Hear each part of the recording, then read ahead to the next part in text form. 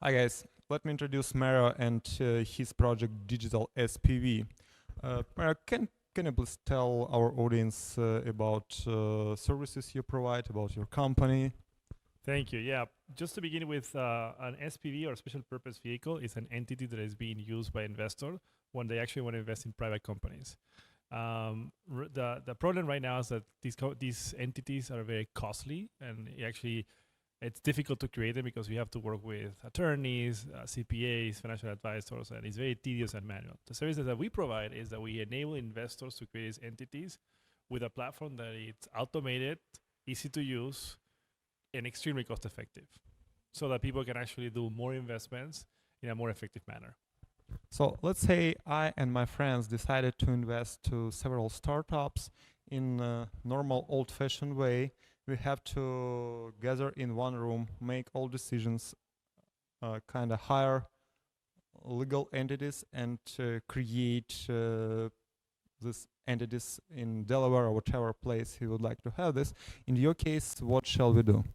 So right now, if you were to do that process, which is the way it's currently working, it will be very costly for you. It usually costs between $10,000 and $30,000. We're seeing on average $15,000 just to hire attorneys and accountants that can help you with that. In our case, the way it will work is you're going to go to an online portal. You're going to create an LLC in Delaware automatically. We're going to manage that process behind the scenes. We're going to enable you to have tools so that you can onboard your fellow investors into the platform. Then we're going to be able to automate the generation of an operating agreement that governs this entity. So you don't have to actually hire an attorney to do this. We're going to create an escrow account so that people can actually fund this entity, and then you can actually place the investment into the entrepreneur. And then last but not least, we're going to help you manage the entity as this investment occurs, right? What does that mean? On a yearly basis, we need to maintain the entity with Delaware. If the entrepreneur were to have profits or losses during that year, and it happens to be an LLC, they will actually issue a K1, which is a tax form in the US. And then you have to actually manually do that to all the investors that are part of the SPV. Well, we're going to do that automatically for you. And most importantly, instead of you having to spend this money, we're going to do it on an ongoing basis. So instead of charging you up front, we will charge you $999 per year per SPV, as long as you have the SPV active. Once you don't do it, we just close it, no more service. That sounds very interesting. How you come up with such a great idea?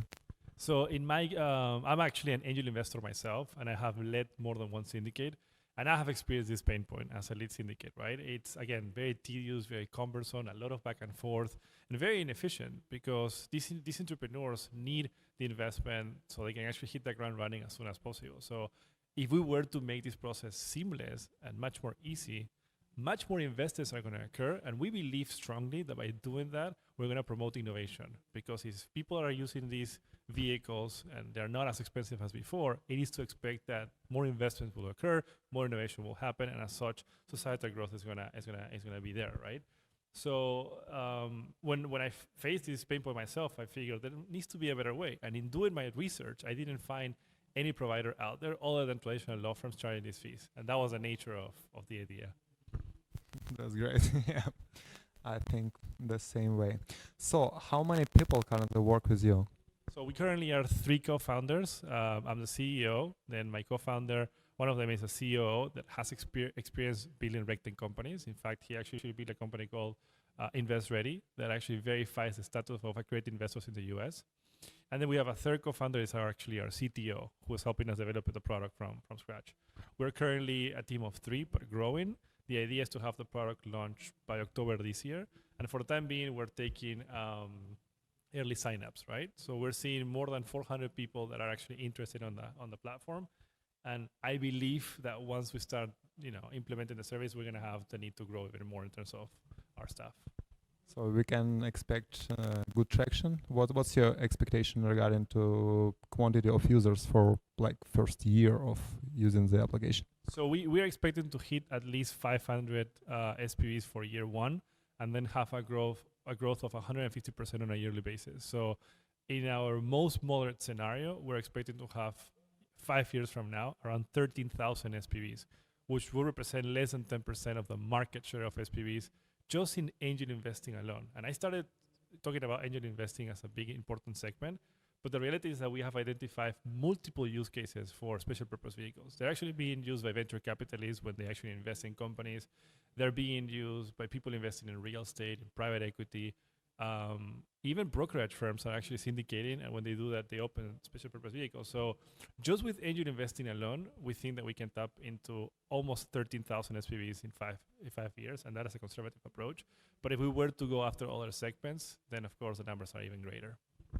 Sounds good. How many people currently working with you? So as I mentioned, it's currently three people, and then underneath the CTO, we actually have a team of developers working with him. So I think we have currently 3 developers working with him. There is no team of 40 developers behind the scene?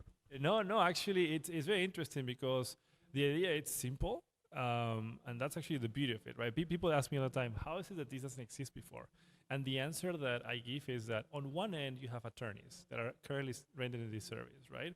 And they're really great at what they do, but they might not have great technical skills to actually automate the process that they're currently doing manually. On the other side, you have people like myself that are business people with technical skills, with business acumen, but maybe not necessarily with legal expertise. So kind of merging the two of them in just one person or one team is very difficult. My background is I come from the corporate world. I've been an angel investor, and then my wife and I launched a law firm. She's the attorney, I'm the business person, and that actually helped me realize that there's a lot of opportunity to disrupt the legal industry. So I'm passionate about legal tech, right?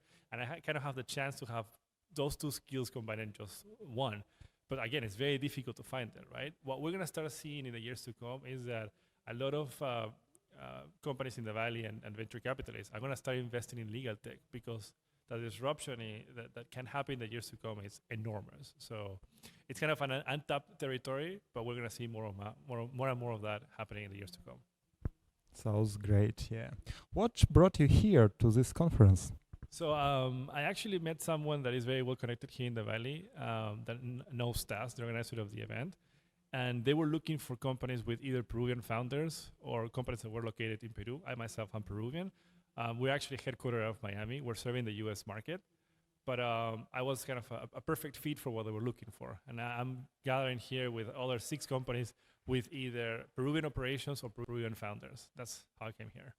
Yeah, this year we have a lot of startups from Peru, and I'm happy to have you as one of them. Yeah, so I wish you all luck. Thank you very much. Thank you for a great interview.